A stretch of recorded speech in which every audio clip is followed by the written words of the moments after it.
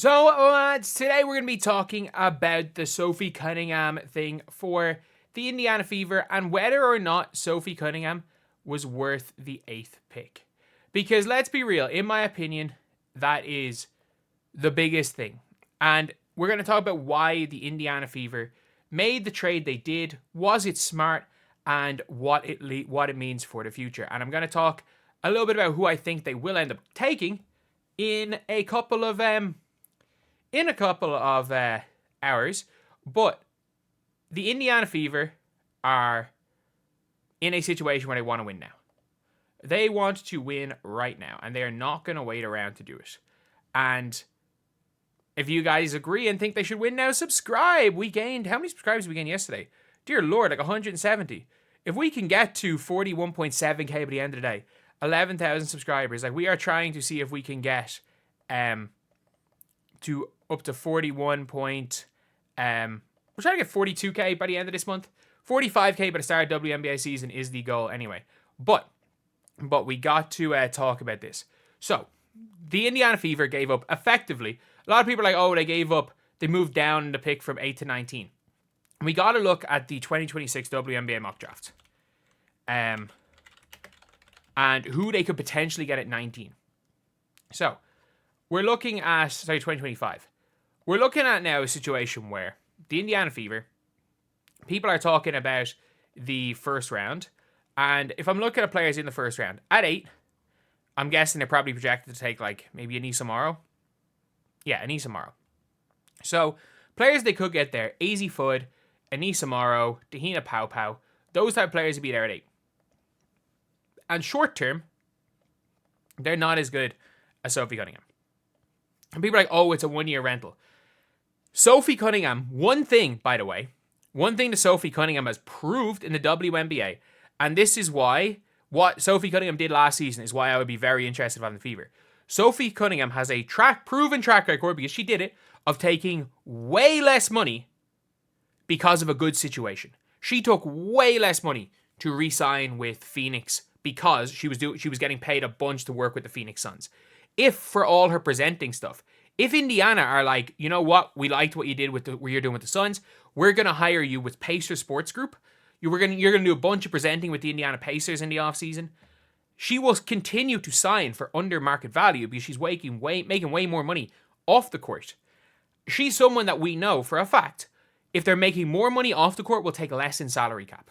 So she's on maybe the most team-friendly contract. She's the cheapest starter that is not on a rookie deal or not on like a part-time deal or hardship contract. Literally the cheapest starter in the WNBA last year. That wasn't on a rookie deal or wasn't signed like mid-season. That is a fact.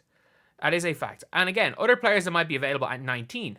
So I'm looking, this obviously is the worst draft ever. WNBA NBA draft room. They have Dominique Malonga going twice in the first round. They literally have Malonga going twice in the first round. It's hilarious. But if we look at the second round, who do they have? Like, I think Ioka Lee goes early second round.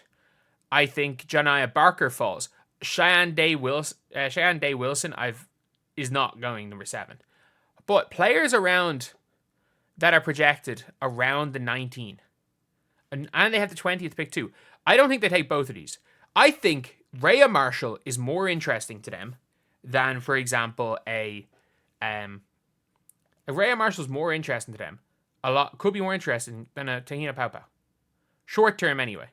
Because I think Rhea Marshall is a really good defender. She plays with a high motor and is a good backup athletic 5.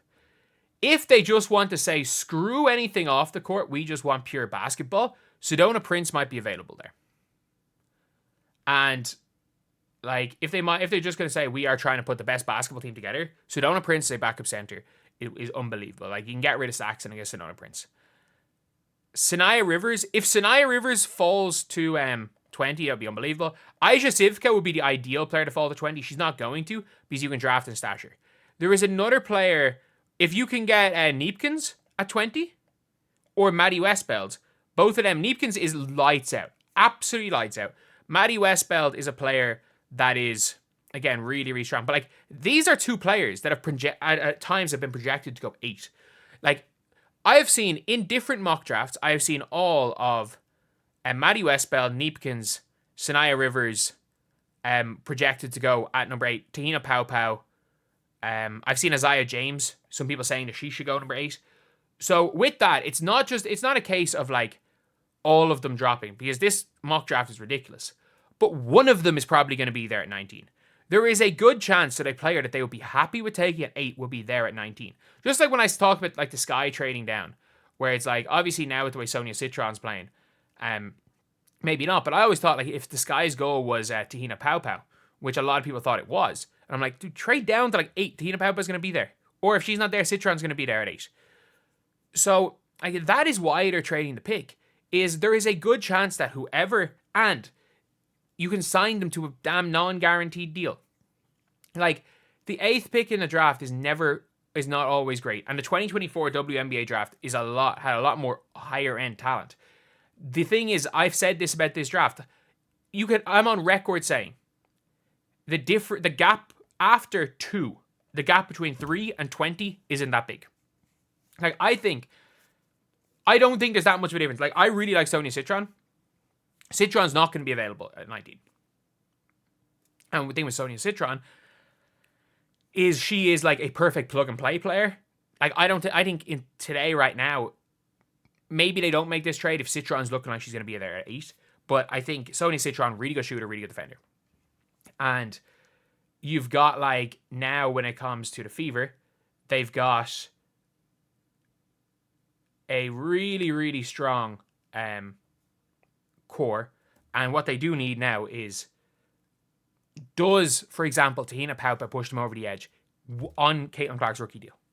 And the answer is no. So they are not making future plays. They are literally saying, we are going for this while Aaliyah Boston and Caitlin Clark are on the rookie deal. And that is going to be a huge, huge thing. That's really going to be a huge thing.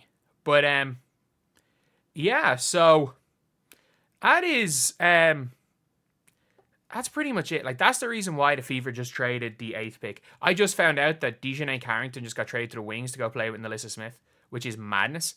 But, yeah, so that means the Sun are going full-on rebuild mode, and they got the 8th pick in the draft, so they got something anyway, so the Sun clearly see something that they want.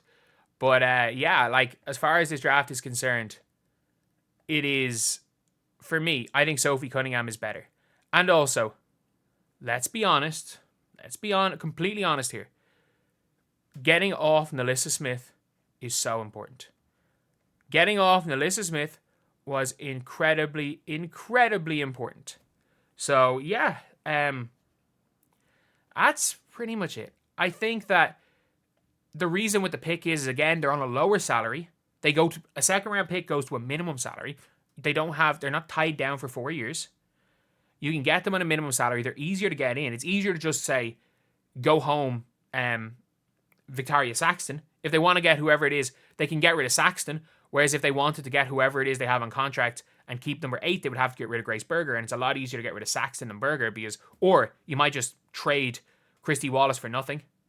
So yeah, that's pretty much it. A trade that doesn't make sense on the surface, but when you dig deeper, it's a trade that actually made a lot of sense. And for the Fever, because of who would be available there at 8, and also how good the second round picks in this draft seem, it seems like this is a draft where 3 and 20, there's not that big of a gap. And I think the Fever are like, we would rather take our chances with something like that than go for, and get Sophie Cunningham to make us better next year. And also have some cap flexibility, because Cunningham is somebody that's on a team-friendly contract and has proven that she will continue to take team-friendly contracts as long as the off-the-court stuff comes, which it will, playing for Indiana. So anyway, yeah, really smart decision when you look at it in a deeper way than just pure basketball reasons of what the goals of the Indiana Fever are. But anyway, I'll see you guys.